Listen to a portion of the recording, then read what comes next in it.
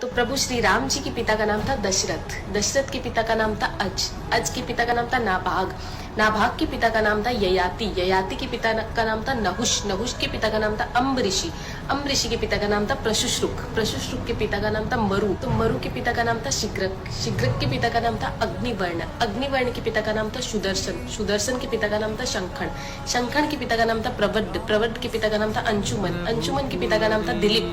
दिलीप के पिता का नाम था भागीरथ, ये वही भागीरथ है जो गंगा को पृथ्वी पर लेके आए थे, जिसको भागीरथी के नाम से भी जाना जाता है। राजा भागीरथ के पिता का नाम था कुकुस्त, कुकुस्त के पिता का नाम था रघु, ये रघु वही राजा है जिनके नाम पर ये रघुकुल पड़ा, क्योंकि ये बहुत ही पराक्रमी और तेजस्वी राजा थे। आज भी कहा जाता है कि रघुकुल रीत सदा चली आई, प्राण जाए पर वचन न जाए। तो राजा रघु के पिता का नाम था राजा असमंज, राजा असमंज के पिता का नाम था राजा सगर, राजा सगर के पिता का नाम था राजा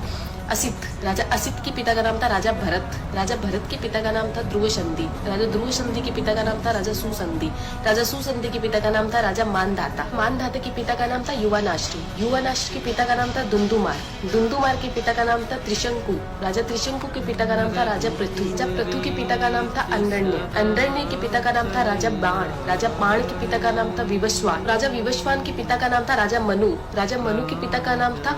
इक्ष्वाकु, इक्ष्वाकु के पिता का नाम था राजा कुक्षी, राजा कुक्षी के पिता का नाम था राजा विकुक्षी, राजा विकुक्षी के पिता का नाम था राजा कश्यप, राजा कश्यप के पिता का नाम था राजा मरीचि, राजा मरीचि के पिता का नाम था ब्रह्मा जी। तो इस हिसाब से हमारे प्रभु श्री राम जी ब्रह्मा जी की 39वीं पीढ़ी है, 39th। तो ज्यादा से ज्यादा ये वीडियो शेयर कीजिए, क्योंकि आने वाला इतिहास ये नहीं बोलना चाहिए कि सनातनियों को मुगलों का इतिहास तो पता था और खुद का इतिहास नहीं पता था। तो ज्यादा से ज्यादा इस वीडियो को शेयर कीजिए। जय श्री राम।